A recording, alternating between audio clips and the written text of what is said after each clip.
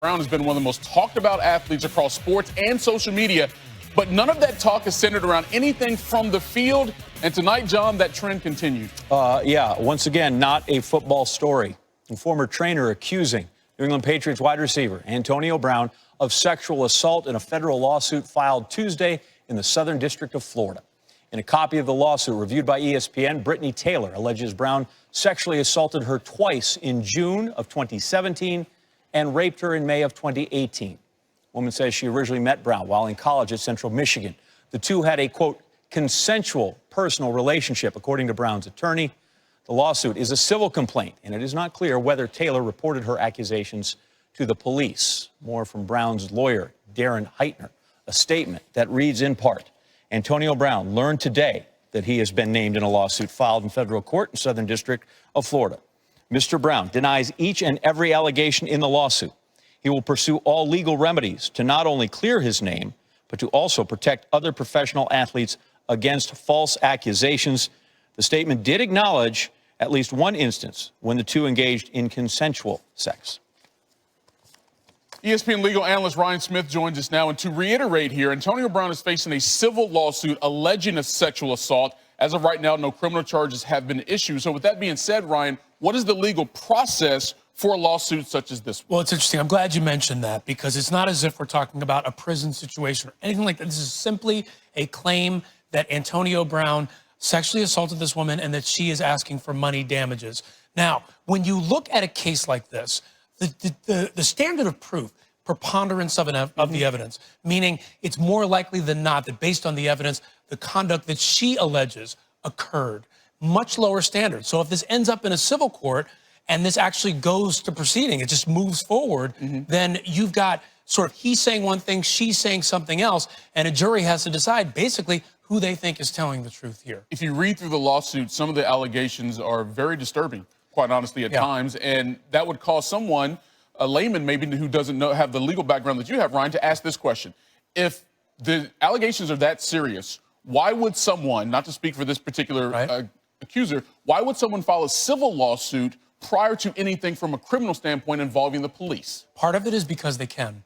You, in this country, just because you have something criminal has happened to you, just because you don't go to the police, and we don't know for sure if she did. It just appears at this moment that that did not happen, or maybe she did, or there's no police report, at least at this point, certainly helps us. But as a lawyer, that's what I look at too. I say, okay, has there been a criminal complaint filed? And then the civil suit possibly comes after. But in some cases, people do file that civil suit first because they say, no matter what happens with authorities or anything like that, I believe that I have been damaged in some way. I believe that I have been wronged and I deserve to be compensated for it. And what ends up being very interesting in this is when you start looking at the details of the lawsuit, she talks about the different conduct that happened, but she also mentions at one point that she confided in someone who worked for him. It's going to be very interesting to see how this proceeds, because if it actually does go to a civil trial, you have discovery, you have things like that, and those people will be talked to, and that information will shed a lot of light on what really happened in this situation. And again, Darren Heitner, the attorney for Antonio Brown, says they plan to maybe also pursue a civil suit against her in the opposite of what she's doing to them, because they believe this is all about a money grab. Ryan Smith, always good perspective, man. Appreciate it. Sure thing. All right. Adam Schefter on SportsCenter to look at the NFL football side of this story. And Adam, where does the NFL begin in its process on something like this?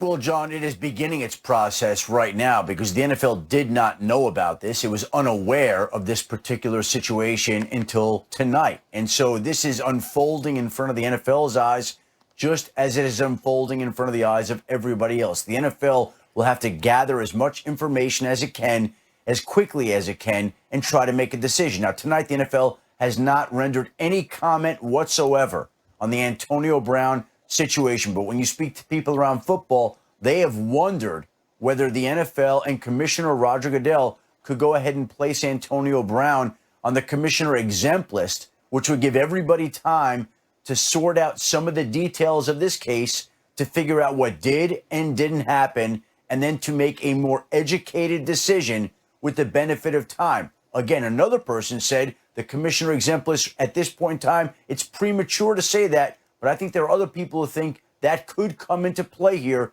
We'll see how it plays out this week. depending on what the league decides. Let me quickly follow up on that one because we're making the distinction here between civil and criminal.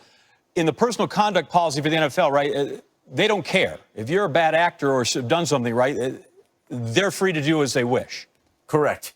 And in this particular case, it would buy time for everybody because it's a civil lawsuit right now that don't involve other charges. All right, Brown scheduled for his first practice with the Patriots tomorrow. A Patriots spokesperson told the New York Times that the team had not heard about this lawsuit or any of the related allegations. How could this affect him? Because there is a business of football with the Patriots and people that watch television and watch football. Well, John, how does this affect him getting on the field? Yeah, what I would say is I think this caught the Patriots by surprise. Like a lot of people, they didn't know about it. Now, there are other people. Let me say, there have been grumbles about this over the weekend. There were people that texted me that something's going on. It sounded fishy, the whole situation. You don't know that it's going to wind up in a lawsuit the way that it did today.